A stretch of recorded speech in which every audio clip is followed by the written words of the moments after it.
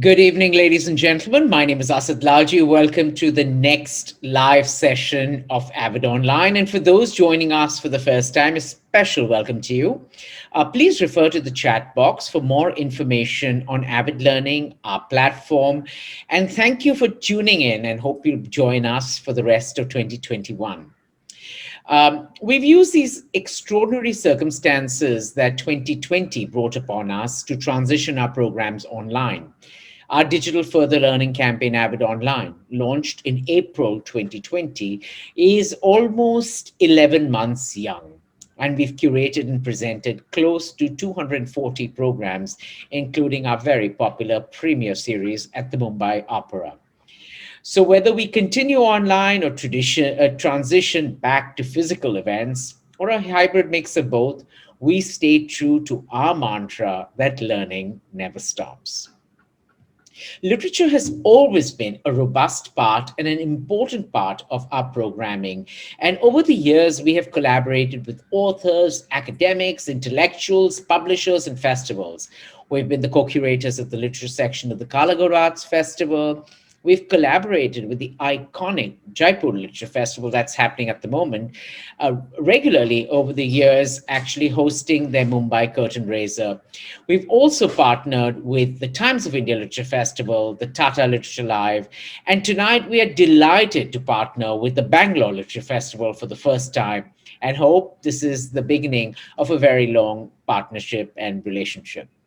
We believe that our partners share many sister concerns and passions for the future trajectory of literature in India and world over, and we're proud to present tonight's event along with them. This brings me to our evening session. To mark the launch of the book by the same name, Penguin Random House India, the Bangalore Literature Festival, and Avid Learning present Indians, A Brief History of a Civilization, a fascinating lecture demonstration by author Namit Arora. Welcome, Namit, and congratulations on the launch of your book. For more information about Namit, please refer to his extremely impressive bio that has been posted in the chat section. It's also been emailed to you earlier on. In this session, Namit will take us through nearly 5,000 years of Indian history, revealing the worldview of early Indians at various times. He will present a broad arc of Indian history and will address some fascinating questions about Indian civilizations relevant to 6 extraordinary sites he has explored in his books. I hope you're all prepared to travel back in time through our history. Please note the session will last 60 minutes. Further, please note that any questions you may have will be answered post via email. So we encourage you to keep posting your questions into the chat box, and also please include your email address so you can receive an answer. The most compelling and interesting questions will also receive a signed copy of Namit's book. Namit has generously contributed a few books for this event. So do put your thinking caps on and start getting creative. And on that note, thank you once again for tuning in. Over to you, Namit, and look forward to a fascinating session. Thank you. Thank you, Asad. I'm very glad to be here. Thanks for the introduction and for hosting this session. And hi, everyone. I'm Namit Arora, and I'm here to take you on a journey through nearly 5,000 years of Indian civilization. It's based on my new book, which came together for 2 main reasons, this book. One, I've always loved reading history and visiting archaeological sites. And 2, whenever I visited ancient places, I often ended up with a host of interesting questions for which answers were not easy to find. It was my search for the answers that led me to this book, which I began writing about 4 years ago. Now, Indian civilization is, of course, a vast and exciting topic, and India is an ocean of stories. So in the hour I have, 1 hour for Indian civilization, I look at a few major events and historical sites and share with you some interesting facts, stories, and perspectives about them. I'll proceed in mostly chronological order, which I hope will also reveal a larger arc of the Indian civilization, including its major trends, transformations, and fault lines. I can only provide a flavor of what I've covered in the book in much greater detail and with many more examples. Hope you enjoy it. I think a good place to start a discussion on Indian civilization is with the Harappans. So I went on a journey to Dholavira, a metropolis of the Harappan civilization located in today's northern Gujarat. The Harappan civilization began nearly 5,000 years ago in a large area across Western India and Pakistan. So far, over 1,000 settlements have been discovered, mostly small hamlets, a few towns, and 5 cities. Dholavira was one of the 5 cities, and unlike the others, it was a port city. In those days, the Arabian Sea covered a significant part of Gujarat, which we now call the Run of Kutch, a dazzling landscape of salt marshes and barren land. In the map you see on the screen, now, unlike other major cities, Dholavira was in an arid region. It received very little rainfall. So it innovated and built amazing water harvesting systems, citywide drains, and giant reservoirs. In the third picture, you can see a reservoir that was 9 times larger than an Olympic-sized swimming pool. Dholavira also had what may be the first to your right. You see the entrance of the stadium, and it had 3 stands, which are on the right. You don't see them in the picture. And on the left, you see the citadel of Dholavira. Now, the reservoirs and the stone walls of the city are so massive that they must have required enormous engineering effort to plan and execute. The people of Dholavira and Harappans in general were seagoing. They traded with Mesopotamia, the Persian Gulf. Over there, the Harappans were called the people of Meluha. They built the first planned cities with urban sanitation, the first indoor toilets in the world. They built brick-lined wells, pakka roads. These are pretty big deals for that period.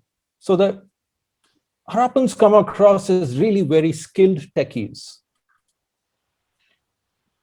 There is also very good reason to believe that they spoke a Proto-Dravidian language. They had a writing script, but unfortunately, it's still undeciphered. From their pottery residues, it's clear that they had a meat-heavy diet, which included beef and pork. They had a pretty good life expectancy too. 1/6 of the people lived past 55 years, very good for that period. They did burials and cenotaphs and not cremations at all. Now, if we compare the Harappans with the other 2 contemporary civilizations, the Egyptian and Mesopotamian, the Harappans come across as quite unique. They seem more amazing in some important but overlooked ways. For example, oddly for a complex urban civilization, the Harappans haven't turned up any archaeological evidence of temples, priests, palaces, weapons of war, or standing armies. In fact, they seem relatively peaceful and egalitarian. For instance, there isn't much of a difference in the burial finds across people, or in the size of their homes, or in the level of public goods like wells and sanitation. There is a hierarchy, but it's much flatter than in the other 2 civilizations. Now, among their legacies that we can recognize are things like mother goddesses, like the one here, the second picture from the right, with a Mekhala belt around the hip that later shows up on the yakshis on the Sanchi stupa. They also apparently revered the Bodhi tree. Multiple seals also depict figures in meditative yogic poses, like the one you see in the middle, the broken seal. Other common finds include the swastika, the dice, an early form of chess, bangles of the kind still worn in some communities in Western India. Then we have the familiar bullock cart, the earthen matka, the lota, and so much more. It would be great if their script is deciphered soon so we can get a more complete picture of their social and cultural life. Now, many theories have been offered for the demise of the Harappan civilization, why it happened. The leading one blames regional climate change, in which the local monsoon patterns, monsoon dried up and people began leaving the populated areas. Another theory says that the two rivers that supported most of this civilization, the Indus and the Ghaggar-Hakra rivers, changed course due to an earthquake in the upper reaches of the Himalayas. For Dholavira, a tsunami is offered as a possible cause, which devastated the freshwater reservoirs and caused depopulation. Now, whatever the cause, and there could have been multiple causes, the Harappans abandoned their cities and either dissolved into rural life or began migrating south and east. Here are some of the artifacts on the screen. There's some typical pottery, then seals showing animal figures, and the script on top, which was written from right to left. There are all kinds of animals that appear on seals, but no horse nor camel. A meditating figure, as we just looked at. Then there is the great bath of Mohenjo-Daro, which was the largest city in the civilization with about 50,000 people. Dholavira may have had up to 15,000 people. Then the mother goddess and a range of Harappan jewelry made of semi-precious stones. Now, after the decline of the Harappan civilization, we encounter a brand new group in the subcontinent who call themselves the Arya. These Aryans migrate into India from Central Asia between 2000 and 1500 BCE. Now, these incoming Aryans are mainly nomadic herders, and their culture is very different from that of the Harappans, who were settled agriculturalists. The Aryans bring in their Vedic gods, who are mostly male: Indra, Varuna, Surya, Mitra, Agni, and so on. They bring the horse too, which the Harappans did not use. They practice priestly fire rituals and oral chanting. They also bring in early forms of Sanskrit, the Rig Veda, and a social hierarchy that would later evolve into the Varna system. Genetic data also reveals that it was a very patriarchal culture, which produced the practice of sati among the warrior classes, a practice that appeared in multiple parts of the world, including Europe. Basically, wherever the Aryans and their ancestors went, from their original homeland north of the Black Sea and Caspian Sea. What this also means is that the Aryan migration theory is correct, and its rival, the out of India theory, is wrong. There are really only two choices. Either the Aryans came in or they went out. Either Sanskrit came in or it went out. The vast majority of scholars, based on evidence from linguistics and archaeology, have long supported the Aryan migration theory, which has now been confirmed by the science of ancient DNA. Today, there is zero disagreement among scholars on whether there was an Aryan migration. It is now established fact. Okay, I'll leave you with that. In the book, I cover the history and the politics of this misguided debate in more detail. What happens next is that the incoming Aryans, who are a more powerful group, try to establish their culture, religion, and language in their new home. Very likely, the natives are resentful, understandably. There is probably some conflict. We don't know what form it took, but there is definitely a lot of mixing and internal migration at this time. This continues for over a millennium in a mostly rural setting. There are no cities and no linguistic script is evident. The flame of a literate urban civilization wasn't lit again for over a millennium. During this time, Sanskrit and derivative languages and Indo-Aryan culture gain in the north, whereas Dravidian languages and Harappan and other folk cultures gain in the south. Indeed, DNA analysis shows close genetic proximity between the Harappans and modern South Indians.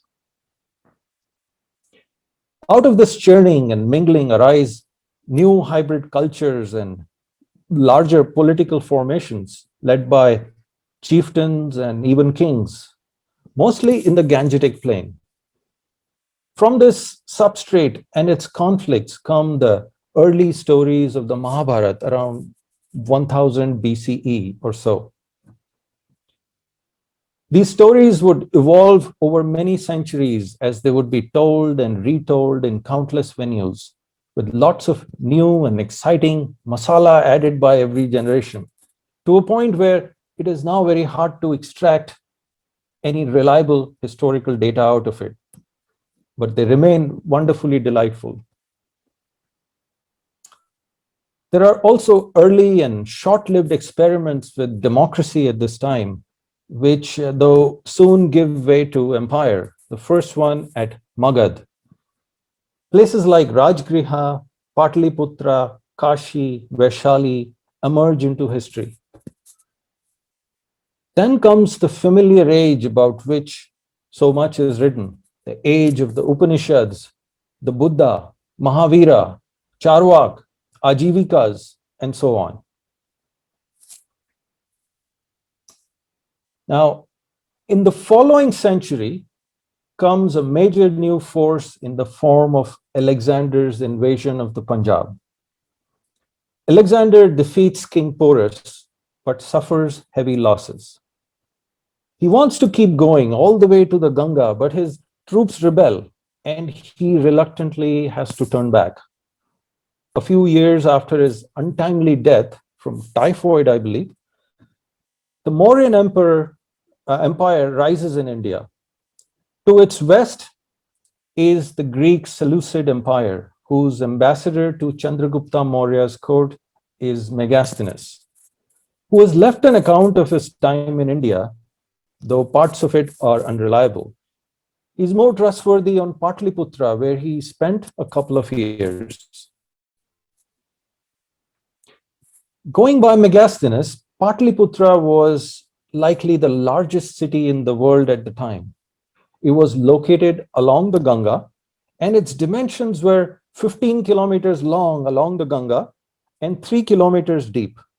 It had a wooden wall and a moat around it. There were 570 watchtowers in the city and 64 gates, which amounts to about one gate every half a kilometer. Now, with the Mauryan Empire, we see the rise of the bureaucratic state, with officers in charge of trade, taxation, roads, births and deaths. So the specialized offices, though it's not clear how far out of the urban areas their reach extended. The empire is conventionally shown as covering a massive area, as you see on the map there. But the fact is that it includes large autonomous regions where the reach of the state did not extend at all. The Mauryan state had a large army with lots of elephants. Megasthenes was very interested in elephants. He was Greek, so elephants were an exotic species to him.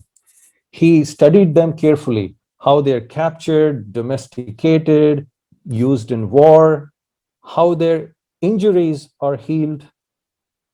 He also writes about a very interesting custom.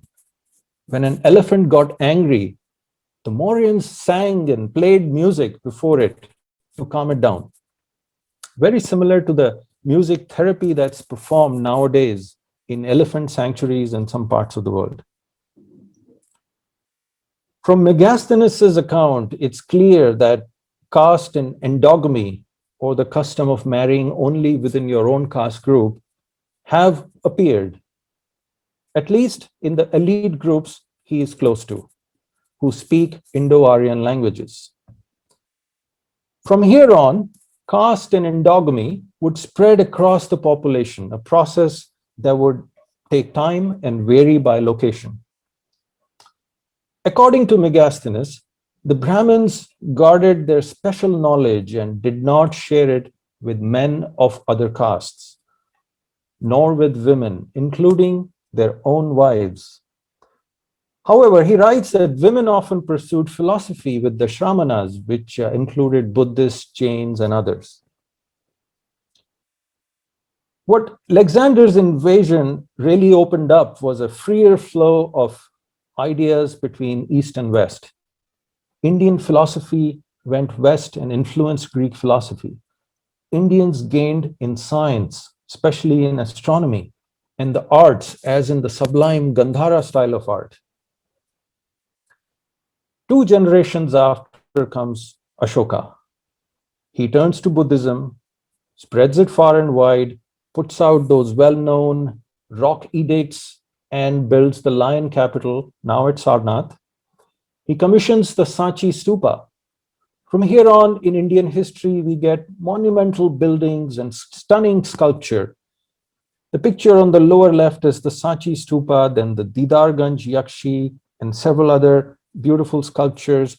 The one on the far right is a folk goddess from Mauryan times who has a striking resemblance to the folk goddesses, the mother goddesses of the Harappan period. So this is still continuing, this style. Let's now turn our attention to the south, where Buddhism and Brahmanism had started spreading from the north. In effect, about 2000 years ago, a northern cultural package had started moving south, which not only included big religions, but also caste, new forms of patriarchy, and cremation of the dead. This also began eroding the more egalitarian matrilineal societies of the South, possibly a Harappan legacy. A major conduit for this northern cultural package was the Satvahana Empire and one of its successor states, the Ikshwaku Kingdom. I visited the ruins of this kingdom's capital, Vijaypuri, on the Krishna River in Andhra Pradesh, in a place called Nagarjuna Konda. It was only 100 years ago that the ruins of the entire city of Vijaypuri were discovered in a valley, arguably the greatest archaeological find in South India. The Ikshwaku kingdom flourished from 220 to 320 CE and was remarkable in many ways. Interestingly, the Ikshwaku kings all patronized Brahmanism and worshipped Shiva and Vishnu. But queens and other wealthy women patronized Buddhism and also participated in the spiritual life of that community. One of them, Srimala, even wrote a significant Mahayana Buddhist text, The Lion's Roar, where she advanced the idea of female Buddhas. Now, this was a prosperous kingdom that even traded with Rome. They received foreigners.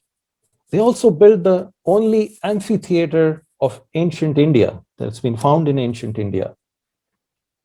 I also learned of a curious fad that had developed that in Vijaypuri, There were many Roman coins in circulation, and youngsters began punching holes in them and using them as exotic earrings. A cool fad. Vijayapuri was also home to the great thinker Nagarjuna, who I think is one of the greatest philosophers of all time.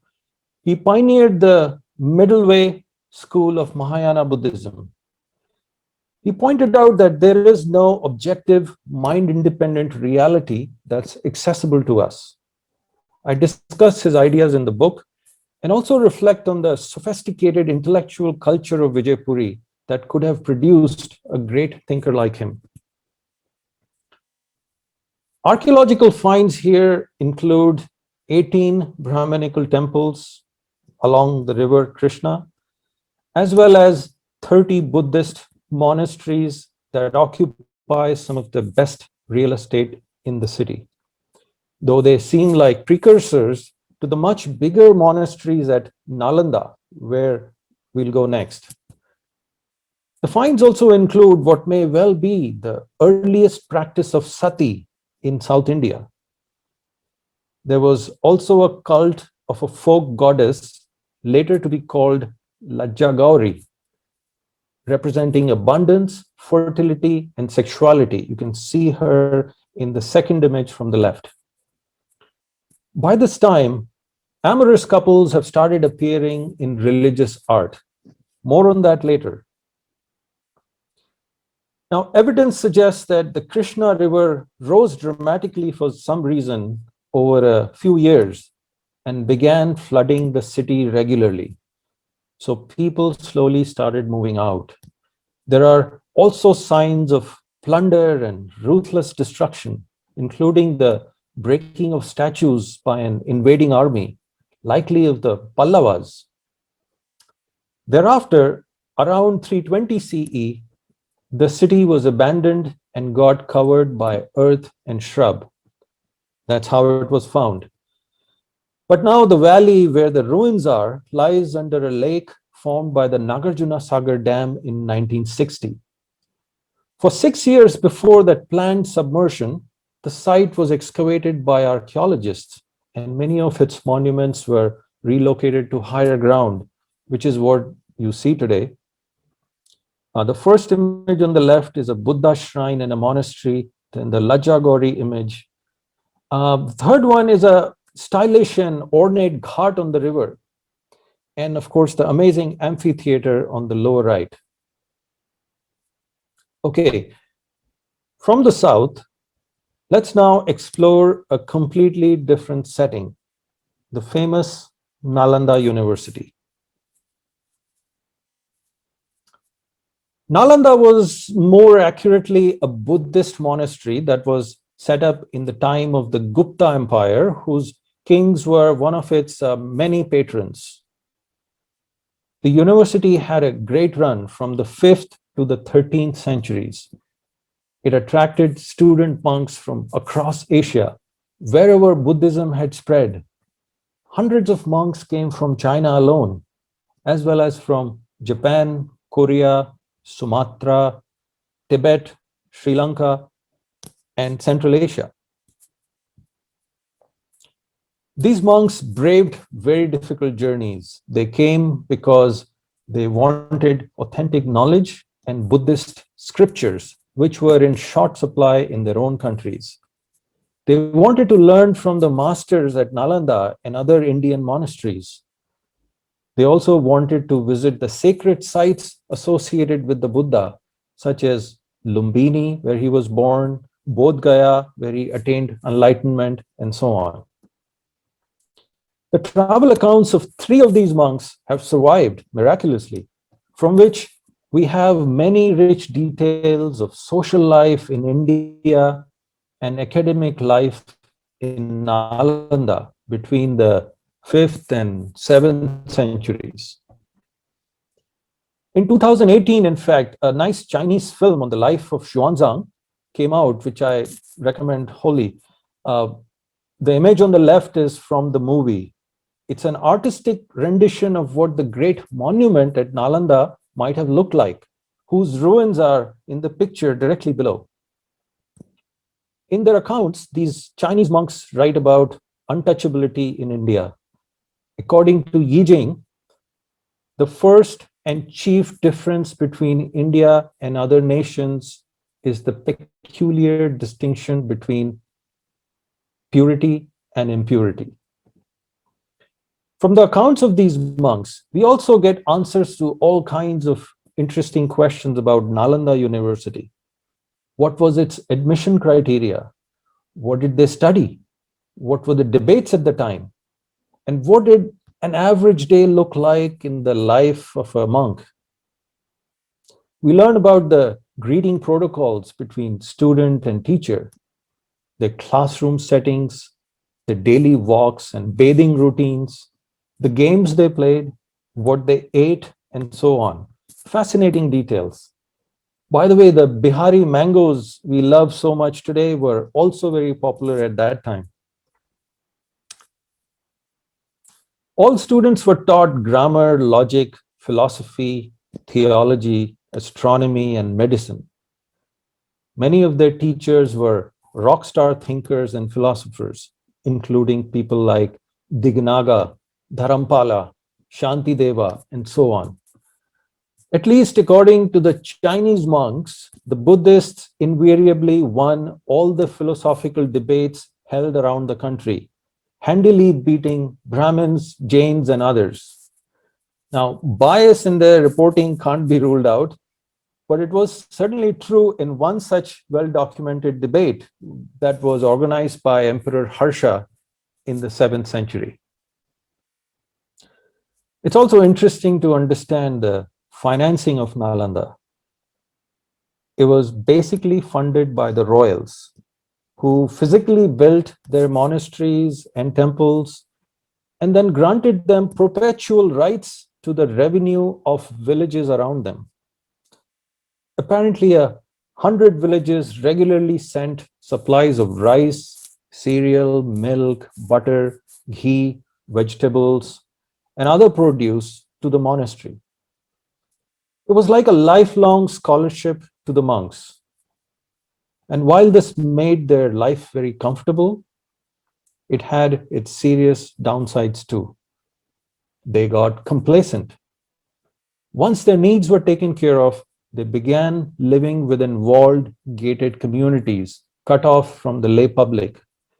They no longer needed the public to earn money in exchange for religious services, which was the arrangement in the early centuries of Buddhism. And as they abandoned the public did the same. This was one of the reasons for the decline of Buddhism in India. So the funding by the royals turned out to be a very mixed blessing indeed. The Chinese monks also record frequent and often bitter conflicts between Buddhists and Brahmins. It has left a trace in sculpture too. In the Museum at Nalanda, we can see Buddhist gods trampling Brahminical gods, like this one on the lower right, where Aparajita tramples Ganesh. Sometimes kings joined their battles too. We learned that in the 6th century, Shashanka of Bengal, a Brahminical king, had slandered the religion of the Buddha and raided and cut down the Bodhi tree, burnt it with fire, and destroyed the monasteries around it. So it was often tense between Buddhists and Brahmins. Buddhism had already started declining in many parts of India when Xuanzang visited in the 7th century, and this trend accelerated in the centuries ahead. Part of this was because around this time, a profound shift took place in the religious market, for lack of a better word, which I discuss in the book. And Buddhism began to lose followers to more popular rival faiths. This had to do with the rise of Adi Shankara and the Bhakti movement. By the end of the first millennium, Buddhism had vanished from all but a few regions in eastern India. Nalanda too had been shrinking. Its funding had fallen, and it was persecuted by the Brahminical Sena dynasty in 12th century Bengal. Its final demise is an interesting story, and it's not as black and white or as dramatic as many people think it is. Soon, Buddhism vanished from India entirely, and Indians even forgot that a man called the Buddha had ever existed in their land. Even the Mahabodhi temple in Bodh Gaya was turned into a Shiva temple. It is often said that ancient Indians were not interested in history, that their accounts of the past are inseparable from myth. Such accounts are indeed common, but they are not the whole story. Pali chronicles from Sri Lanka suggest that Indian Buddhists had a much stronger tradition of writing history than the Brahmins. So the loss of Buddhism was a major setback for Indian self-knowledge. And when Buddhism disappeared from India, its texts disappeared too, leaving a deep Brahmanic bias in the existing records. It was only through archaeology and the translated works of the Chinese monks in the 19th century that we rediscovered Nalanda and our Buddhist past. But Buddhism wasn't the only casualty of the new religious developments at the end of the first millennium. Other profound changes were also happening. To understand that, let's visit a very different setting in central India, the town of Khajuraho.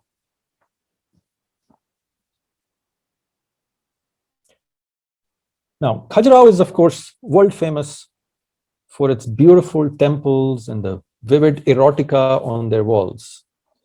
They were all built during the Chandela kingdom, starting around 900 CE. Now, to most visitors, these temples are really puzzling.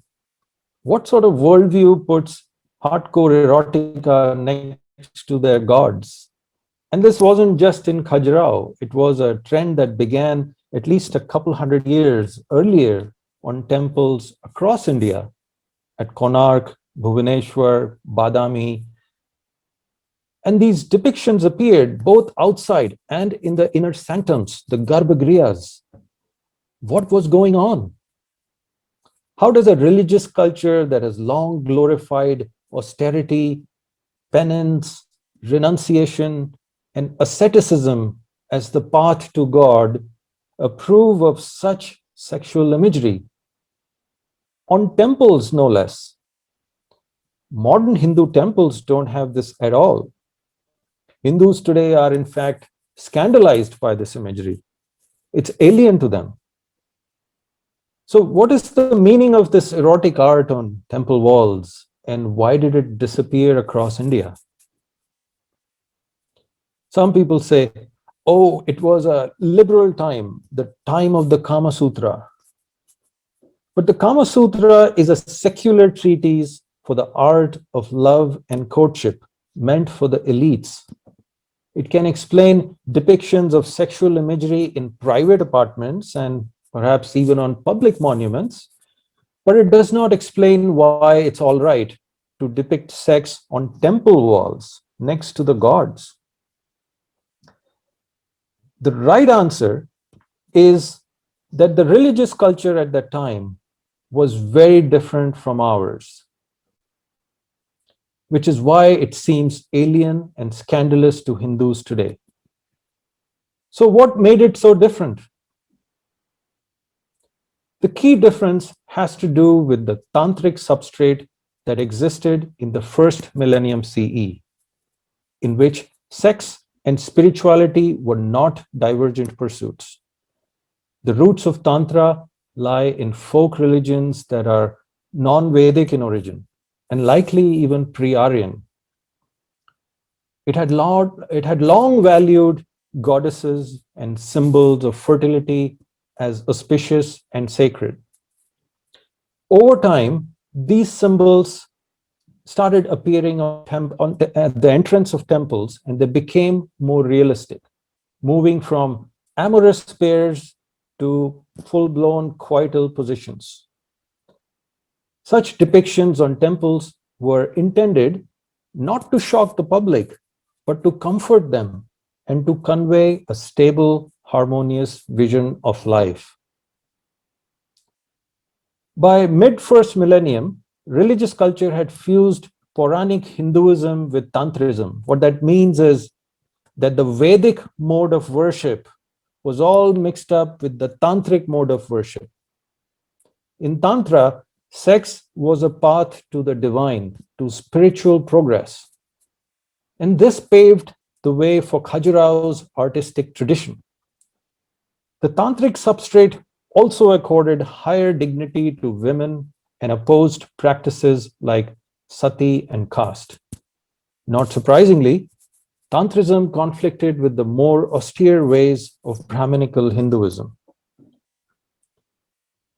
And this conflict is also partly why the Tantric substrate practically died out. It's a fascinating story. After the rise of the Bhakti movement and Shankara in the 8th, 9th centuries, Hinduism starts becoming more orthodox, puritanical, devotional, hierarchical, and patriarchal. And it pushes out both Buddhism and the sex-positive tantric substrate. As this happens, the depictions of sex on temple walls also decline. What also declines in this new Hinduism is the centrality of mother goddesses. They remain nominally, but they increasingly become sidekicks to male gods. I cite examples of this in the book. By the time we get to Vijayanagar, there are hardly any sexual depictions on temple walls. The key thing is that internal fault lines and conflicts within Hinduism caused this shift and decline. And it began long before the rise of Indo-Muslim rule in Delhi. Of course, Indo-Muslim rule and Victorian England did not help. And now we hear of so many stories of young couples being harassed for even mild expressions of PDA, which, without irony, the harassers do in the name of preserving Indian tradition. Go figure. The town of Khajuraho was eventually consumed by a forest and lost to public memory entirely until it was rediscovered by a British engineer in 1838, which is a fascinating story as well, including his horrified reaction to the sexual images, Victorian England. But let's now look at two very famous travelers who passed through India, north and south, and their impressions of social life at the start of the second millennium. And these two travelers are Al-Biruni and Marco Polo. Al-Biruni was a scholar and a great scientist. He had emerged from a creative burst in Persian culture at the time. He was fluent in 5 languages and he spent 13 years studying Indian society. Now, this was also the time when Mahmud of Ghazni had started raiding India. He raided other places too, like Khiva in Uzbekistan, from where he had captured Al-Biruni and forcibly brought him to his court, along with others like the great Persian poet Firdausi. This was how Mahmud of Ghazni tried to be a patron of the arts. Al-Biruni hated him, but remained loosely attached to his court. He probably didn't have a choice. And he used his time to travel in North India. No one had asked him to do so. He was led by his own curiosity. Al-Biruni learned Sanskrit in India, studied the major works of Indian religion and philosophy, and sought out learned Brahmins to clarify his doubts. He then wrote a brilliant book about various aspects of Indian society. Al-Biruni liked many things about India, but caste made a deep impression on him. He considered caste to be the chief difference between Indians and his own people. It really bothered him that the learned men among Hindus did not mingle with foreigners like him, as in sitting, eating, and drinking with them for fear of being polluted. Al-Biruni's account shows that on the eve of the Turco-Persian invasions, Brahminical society wasn't exactly a picture of intellectual and moral health that many now fondly imagine it to be. India's intellectual culture had declined in preceding centuries. It had fallen behind in science, for instance. Um, for example, unlike Aryabhat, half a millennium earlier, leading Indian astronomers now believed that the Earth does not rotate on its axis and is at rest. The Indian elites, which meant Brahmins at this time, had grown insular, insecure, superstitious, caste bound, lacking in creativity. His portrait of North India is so interesting that it deserves to be called the first Indologist. Marco Polo, on the other hand, was not a scholar, but a Venetian merchant and adventurer. He was on his way home from China in 1292, and he landed near modern Thanjavur in Tamil Nadu in the kingdom of the Pandyas. He spent a few months traveling along the coast, eventually sailing out of Gujarat. Now, Marco Polo is a bit trickier. He was quite gullible, and he often mixed tall tales with fine social observations. Most of the time, it's not hard to separate the two. For instance, who would doubt his observation that Indians reserved their left hand for unclean tasks, which, by the way, a Chinese monk also observed 600 years earlier? Or that Indians did not put their lips on flasks, preferring to hold it above and pour the fluid into their mouths? Or that Indians chewed a leaf called tambur, sometimes mixing it with camphor, spices, and lime, and then went about spitting freely? He described the culture of Devadasis in temples.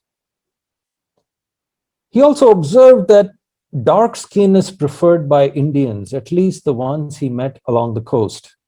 When a child is born, he wrote, they rub an oil on his skin to make him grow darker, because darker people are more highly esteemed than those who are not so dark, he wrote. This was the reason, according to him, that their gods are all black and their devils white as snow. He has many such fascinating observations, and other travelers like Ibn Battuta furnished many more on South India. Now, around this time, South India experienced a great deal of political churn and military violence. A part of this was driven by the fighting ferocity of Turco-Afghan horsemen of the Delhi Sultanate, who bring with them a culture of greater military discipline, meritocracy, and battlefield innovations. When the dust settles in early 1300s, the Delhi Sultanate rules in the north, and two new entities have appeared in the south. The Bahmani Sultanate and the Vijayanagar Empire. Vijayanagar had captivated me since I was a kid, when I first read the stories of the wise king Krishna Raya and his minister Tenali Raman, who had a clever solution to every problem. So perhaps I was primed to fall in love with the magnificent sprawling ruins of Vijayanagar at Hampi, set in a beautiful rocky landscape by the Tungabhadra River. My book's cover actually comes from Vijayanagar. The city of for its wealth, its markets overflowing with precious birded Arabian horses, a huge army, wonderful architecture, and much more. It was a cosmopolitan city whose temple walls even had quirky relief carvings of foreign travelers in their strange attires, something hard to imagine on temples today. It was also the birthplace of Carnatic music and new trends in temple architecture. At its prime, it had 250,000 people, one of the largest cities of its day in the world. What's fascinating to understand is how the city of Vijayanagar acquired all its wealth. The economically productive regions of South India were nowhere near the city of Vijayanagar. So, what sort of administrative and political structures enriched the city? And was it at the expense of other regions that they ruled by military force? Many foreigners have left rich details of the social and cultural life of Vijayanagar. Much of that, much of whatever was sold in the markets of Vijayanagar came from outside, on about 2,000 bullock carts every day, most of which were taxed at the entrance gates. The markets were typically located near and around the temples, like the one you see here on the lower right with the stalls.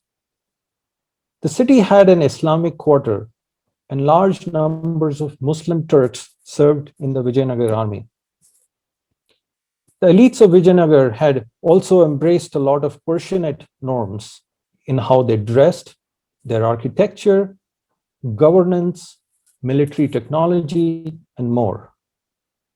Foreign travelers also described the great fanfare with which they celebrated their festivals, especially Dashera, which involved 9 days of feasting, dancing, circus acts, wrestling, games, fireworks, even a public slaughter of buffaloes. At the end of it came military parades, which was a great testosterone-driven display of the king's military might to both his subjects and his enemies. Similar in spirit to our own display of the latest missiles and fighter jets on Republic Day. Unlike in other parts of South India, what also comes through is that the queens of Vijayanagar led miserable lives, combining the worst of Islamic and Hindu patriarchy. Most kings had dozens, if not hundreds, of queens. They were given no public role. They were segregated and confined indoors, guarded by eunuchs. No man other than the husband could even look at them. And after the king died, they were all expected to commit sati, a practice that many travelers documented in Vijayanagar.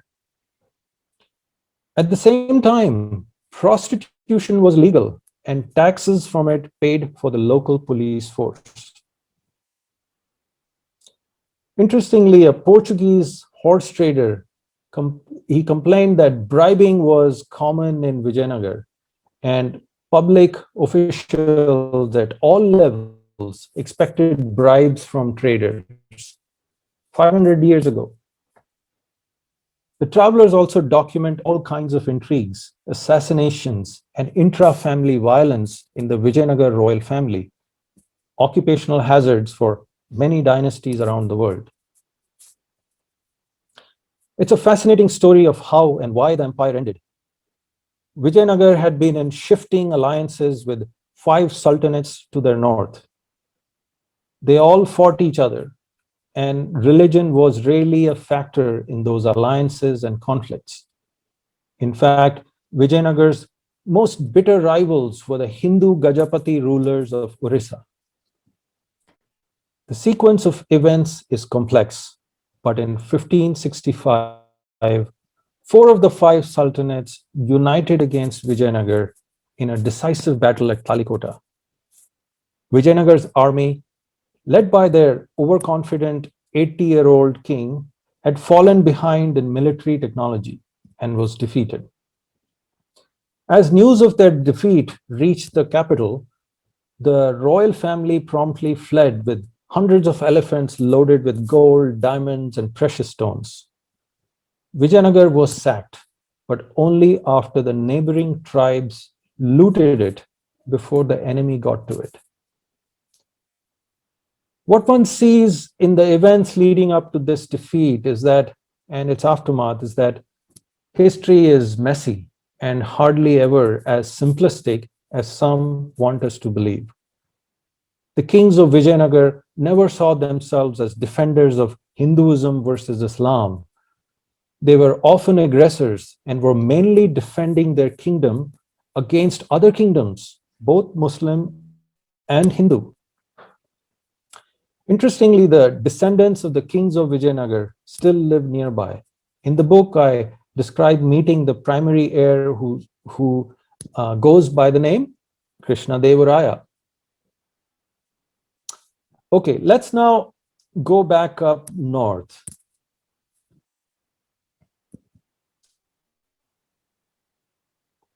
To Varanasi, one of the oldest living cities in the world, and a pretty important place in any discussion of Indian civilization. In the north of modern Varanasi is an archaeological site with finds dating from the 9th century BCE. On the lower left image, you see me standing at that site. But Varanasi first appears in history as the kingdom of Kashi. In the time of the Buddha, 2,500 years ago, it had a reputation for being a stronghold of Brahmanism. The Buddha came to Varanasi, but he set up shop at the outskirts in Sarnath, where he also preached his first sermon. But Varanasi was never just home to Brahmanism. It has been home to countless other major and minor faiths and sects of India. The Chinese monk Xuanzang noted a large Buddhist presence in the 7th century. It has had a long presence of folk religions with many gods specific to particular castes and tribes. For instance, the Mallas or the boatmen of Varanasi pray to Nishadraj, an impressively mustachioed god who has a temple on the ghats. You'll find matas and folk goddesses such as Shitala, Gauri, Annapurna, Siddheshwari. People like Kabir and Ravidas called it home and have a robust following. Mirza Ghalib spent many months here and fell in love with the city. About 30% of its population is now Muslim.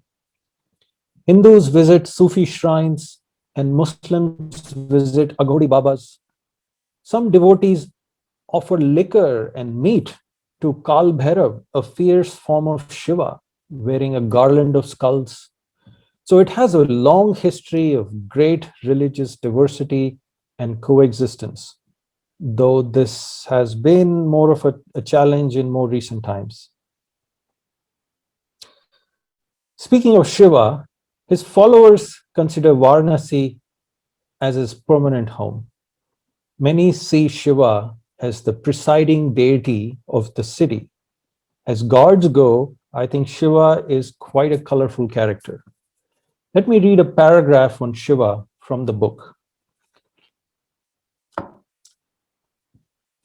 Perhaps Shiva himself inspires the city's pluralistic ethos.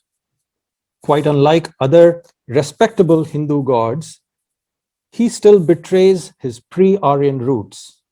He has none of the concern for purity, the love of the auspicious, the disdain of the polluted, the reverence for family, lineage, and status, which are characteristically Hindu, writes Diana Eck. A half-naked ascetic yogi with shaggy hair, he dwells in the forest and as lord of the beasts, hangs out in cremation grounds and covers his body with ash from the funeral pyres. He challenges any facile distinctions between sacred and profane, rich and poor, high and low. He has long appealed to the rebels, misfits, and renunciants in Hindu society. But not only them, his domesticated forms also appeal to conservatives today. In short, not a bad presiding deity for a multicultural city. Varanasi is, of course, steeped in mythology and is a major pilgrimage site. I don't tend to romanticize mythology because it really is a double-edged sword. It can include edifying and uplifting messages, but no less often, it is in the service of cementing conformity, obedience, and an oppressive social order. For instance, as in the depressing story of Raja Harishchandra, after whom a ghat is named in Varanasi, how many of our mythological stories say that one should always respect all Brahmins and donate to them, or else bad things will happen to you? Any guesses who might have created such stories? One mythology associated very strongly with Varanasi is that whoever dies here and is then cremated attains instant moksha, or freedom from rebirth, normally attained through great effort and spiritual evolution. So Varanasi seems to promise a backdoor to moksha, thanks to Shiva. But this creates major contradictions and messes up the law of karma.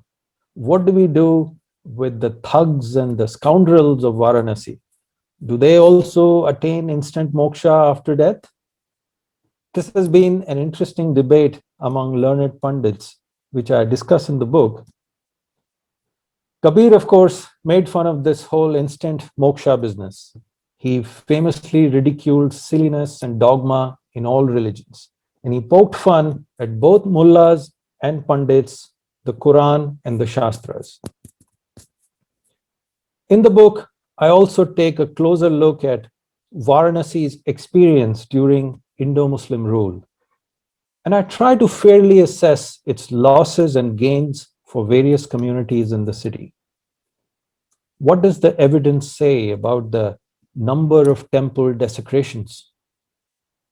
Was it indiscriminate or was it targeted? Was religion the primary motivation behind it? Or did it also have something to do with undermining rival kings who claimed their divine right to rule from specific gods and temples? We need to explore such questions carefully and rigorously based on facts, moral clarity, and honesty. Did many forced conversions happen in Varanasi?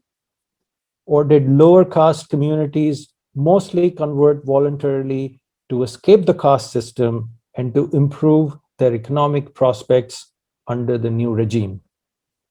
By the way, among these lower caste converts were Kabir's parents, who were Julahas, or members of the weaver caste.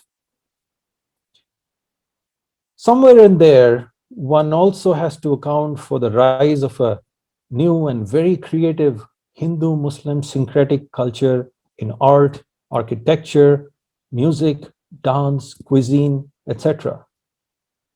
Varanasi was a big center of this. It's also very clear that popular Hindu religiosity, such as the one led by Tulsidas, actually thrived in Varanasi during Indo-Muslim rule. When Frenchman Bernier visited in 1660, he saw Varanasi as a thriving place and called it the Athens of India. He described many aspects of its traditional culture and systems of learning based on the Guru Shishya Parampara. So while we have to be open and honest in dealing with all evidence and analysis, it is also necessary to critically examine the accounts that have sprung up recently, driven by mostly manufactured resentments and partisan interests. There is so much more that is interesting about Varanasi: the evolution of the Banarasi identity and its ingredients, its foods, textiles, and other subcultures. By the way, Varanasi was known for its textiles even in the days of Kashi, 2,500 years ago. It's a very old tradition indeed. Now, of course, it is an industry that's severely threatened in our age of globalization and mass automation. In the book, I also explore the history of two communities that are very central to life in Varanasi, especially on the Ganga: the Malla boatmen and the dome workers on the cremation ghats. There is much that is surprising in the way they live and work, and it reveals many interesting facets of Indian civilization. That's mostly what I had wanted to share in this talk, and I see that my time is nearly up too. So I'm going to end with some final thoughts.